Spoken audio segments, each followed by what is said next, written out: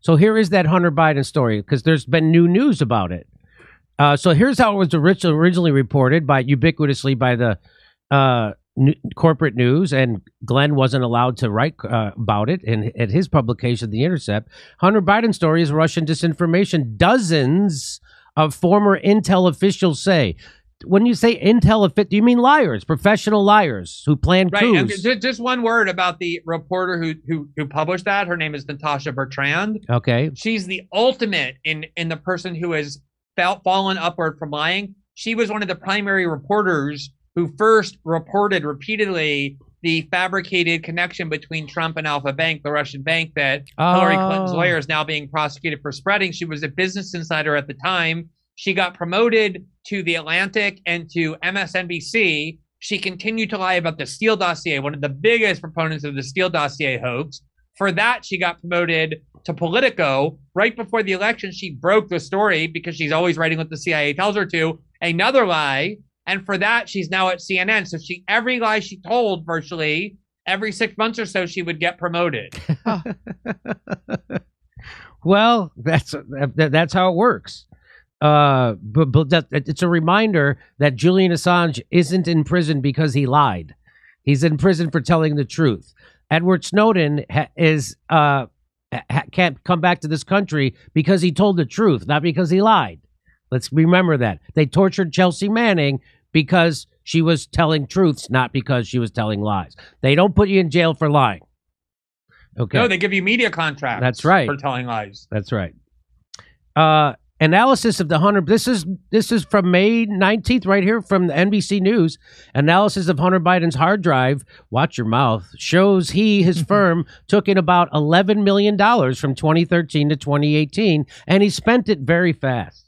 So there it is. He and his company brought in $11 million via his role as attorney and a board member with a Ukrainian firm accused of bribery, and his work with a Chinese businessman now accused of fraud, according to the NBC News analyst, of a copy of Biden's hard drive and iCloud account and documents released by the Republicans on 2 Senate committees. The documents and the analysis, which don't show what he did to earn those millions from the Chinese partners, raise questions about national security, business ethics, and potential legal exposure. You think?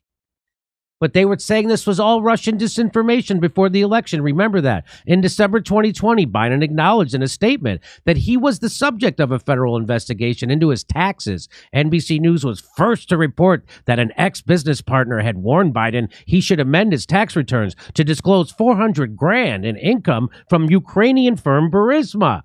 The GOP congressional sources also say that if Republicans take back the House this fall, they're going to demand more documents and probe whether any of Biden's income went to his father, President Joe Biden, because it looks like it did. Frank Figliuzzi, the FBI's former assistant director for counterintelligence, another professional liar, said there is a national security risk when foreign powers like China see an opportunity to get close to someone like Biden. It's all about access and influence, and if you can compromise someone with both access and influence, that's even better, said Figliuzzi, now at NBC News contributor. Better still if that target has already compromised himself. So this is pushing for war with China. That's why Hey, Jimmy, I'm sorry, I missed it. Where does that former assistant FBI director now work? Oh, he now works. Let me see. Oh, he works at NBC News. Oh, okay, right. I missed that part. Yep, exactly. There you go. And the reason why he's allowed to say that stuff about Biden is because that helps their narrative to push for a war with China. The documents and the analysis indicate that few of Biden's deals ever came to fruition and shed light on how fast he was spending his money. Expenditures compiled on his hard drive, watch your mouths, show he spent more than $200,000 per month from October 27 to February 2018 on luxury hotel rooms, Porsche payments, dental work, and cash withdrawals. Biden is admitted to burning through cash to pay for drugs and partying with strangers who routinely stole from him, and he struggled to pay multiple mortgages or keep up with his alimony and child support payments to his ex-wife.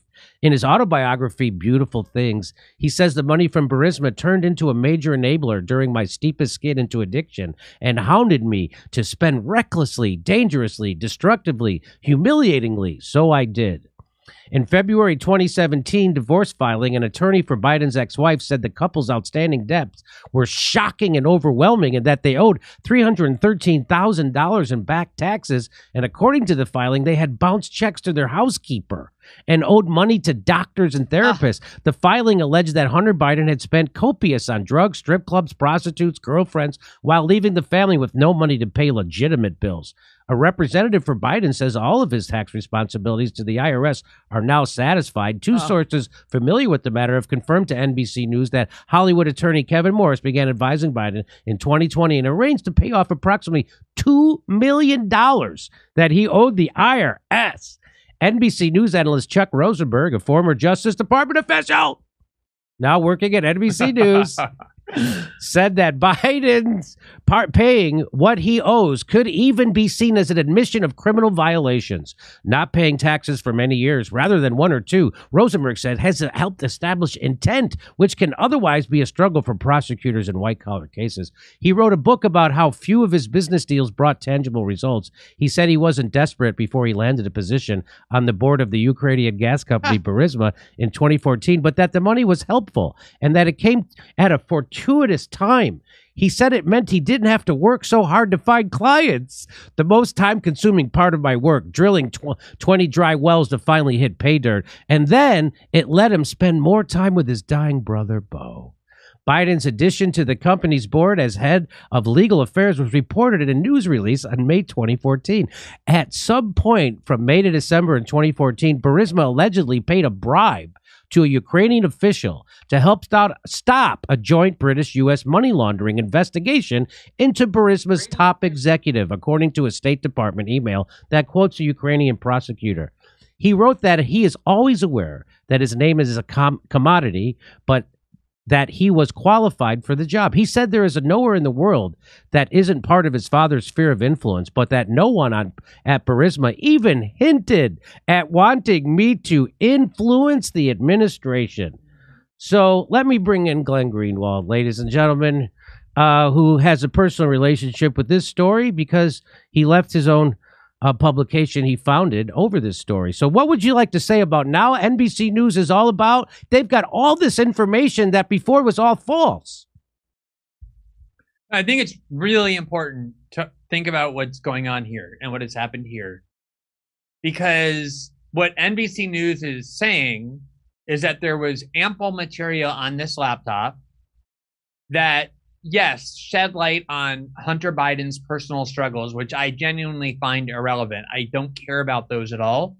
If anything, I think the fact that Hunter Biden struggled with drug addiction and now talks openly about that struggle is commendable. Lots of people have personal problems of that nature. I don't really care about any of that.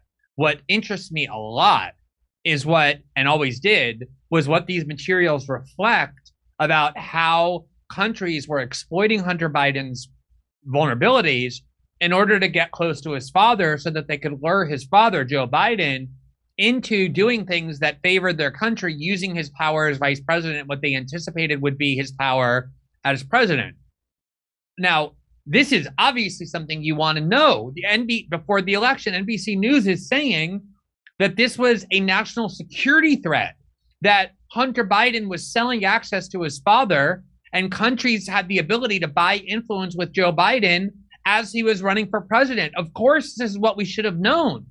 And right-wing outlets were reporting it. I tried reporting it. But everybody ignored those right-wing outlets.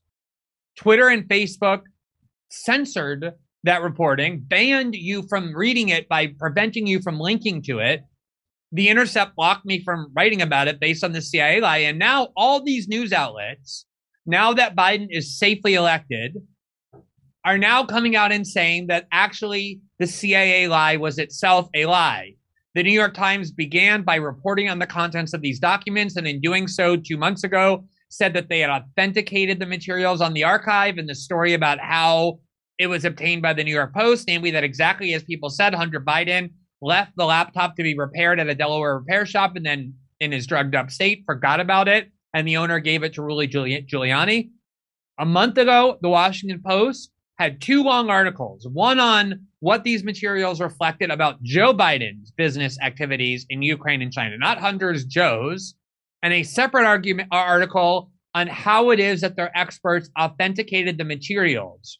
So now you have the New York Times and the Washington Post, the two most mainstream, trusted among liberals, prestigious news outlets, affirmatively stating that these materials are not Russian disinformation at all, but are actually authenticated, and that they contain highly relevant information about Joe Biden.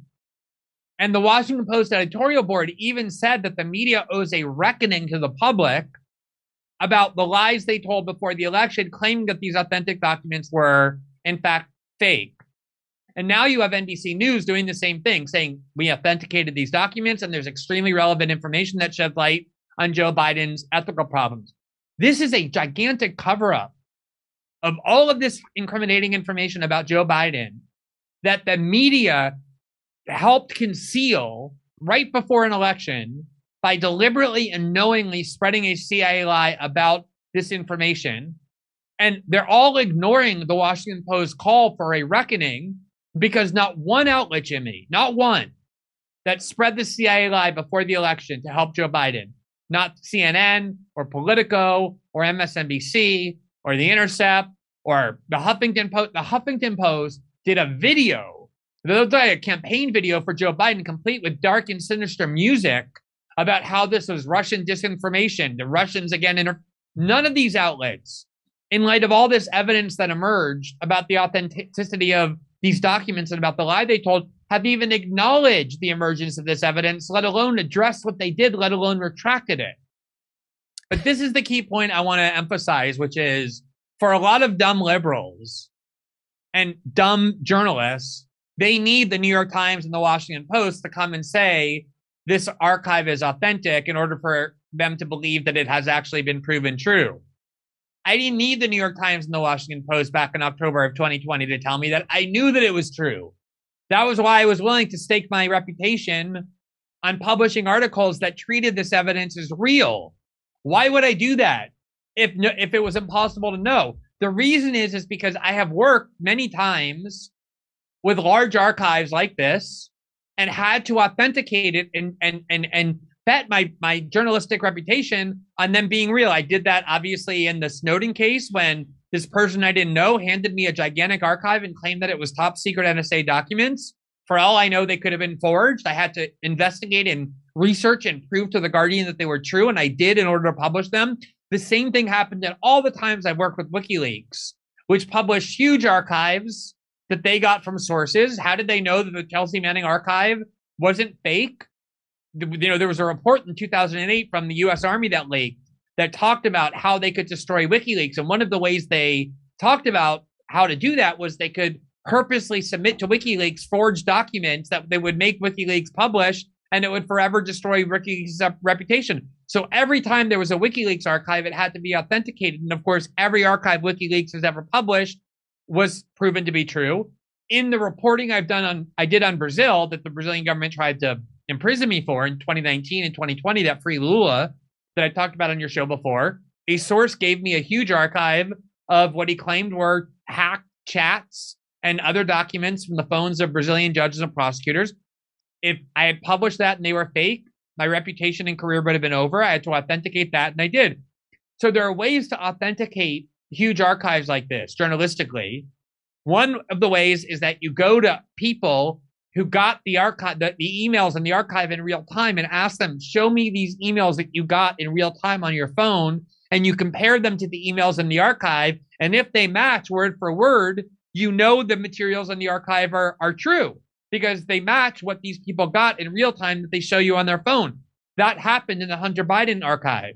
There were forensic evidence that this archive was true. Everyone knew it was true. Not in 2022 when the New York Times and Post said it, but back in 2020. The right-wing media, Fox News, interviewed Hunter Biden's business partner, Tony Bobulinski, and he proved that all of the documents in the archive were the ones he got in real time. So this was not a case where the media got it wrong innocently because they didn't yet have the proof that these materials were true.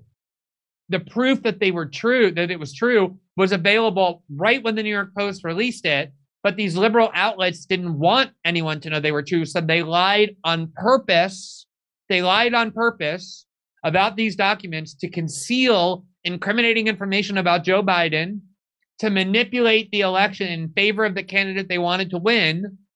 And now, having done that, having gotten caught lying in a severe disinformation campaign that they, in unison with the U.S. security state, foisted on the American public, they now want to turn around and tell you that they're so worried about disinformation that they need to censor the internet in order to protect you from it.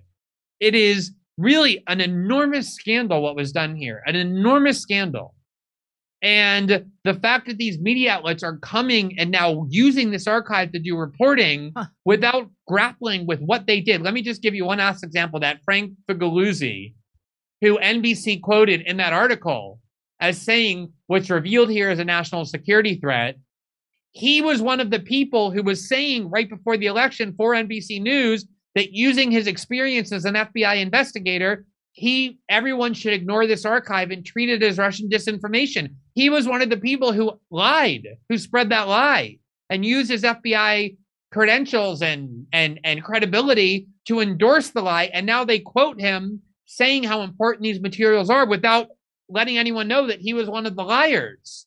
So they want you to forget what they did and act like you're grateful to them because they're reporting something, important information about Joe Biden that should have been reported back in October 2020, but wasn't because they were willing to do anything to help defeat Donald Trump. And releasing it now, 2 years before the next election, gives them plenty of time for it to get buried. And and it will be. And if you bring it up, they'll say that's water under the bridge. You already dealt with that. There's that, or as Bill Gates likes to say, there's no new information on that. There's no new information. That's what he likes to say. Hey, did you go to Jeffrey's Epstein's? No new information on that. Yeah, but the old information is still pretty damn. No, there's no new information. So, yeah, or hey, there was a study that the coronavirus actually matched exactly the work that there's no new information on that. There's no new information. There's no new information.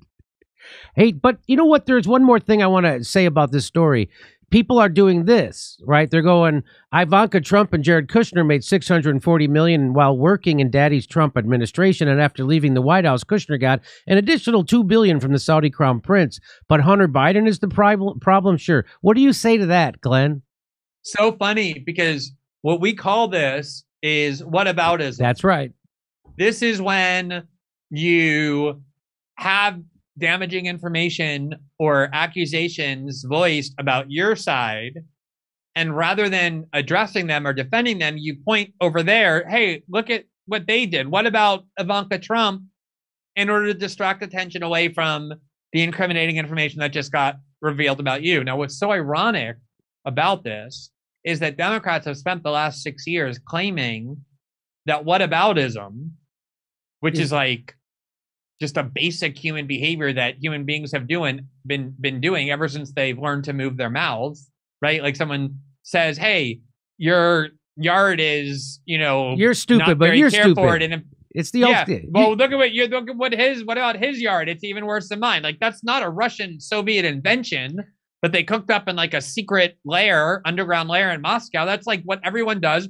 But Democrats claim this is a special Soviet technique that if you invoke, it's proof that you're a Kremlin agent because only Russians use whataboutism. That's right. They're the fucking champions of whataboutism. There it is. No matter what you go and report about the Biden administration or the Democratic Party, I guarantee you within 6 seconds, you will be deluged with people using the actual words, what about Trump? Now do Trump. Now do Ivanka. Now do Steve Bannon. Whatever. Classic whataboutism that if you use, they'll claim is Russian. Proof that you're a Soviet spy. Yeah.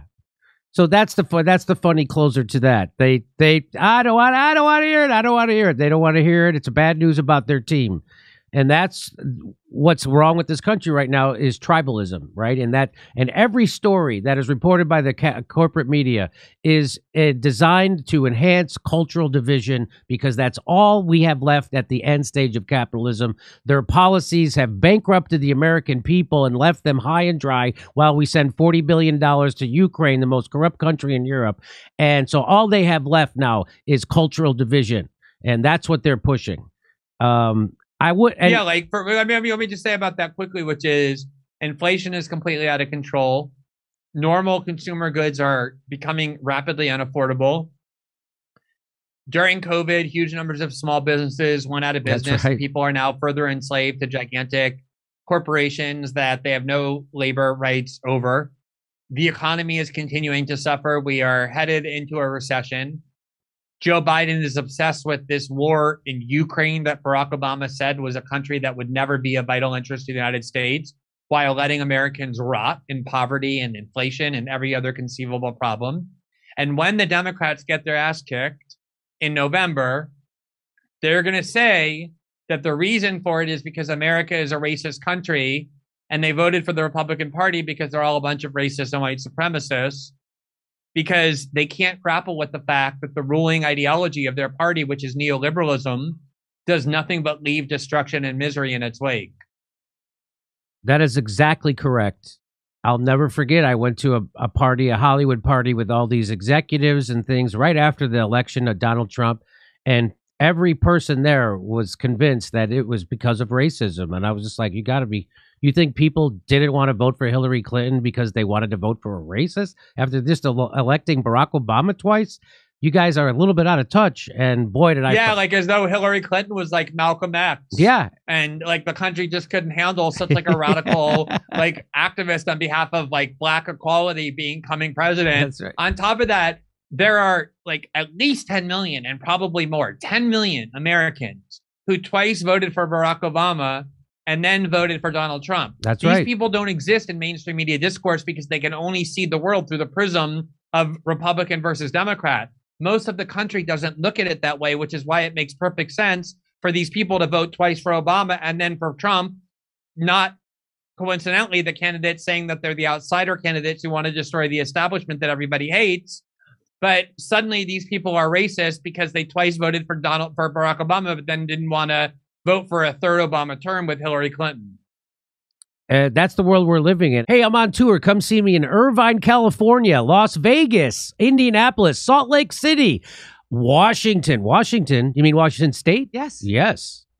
Go to JimmyDoreComedy.com for a link for all those tickets.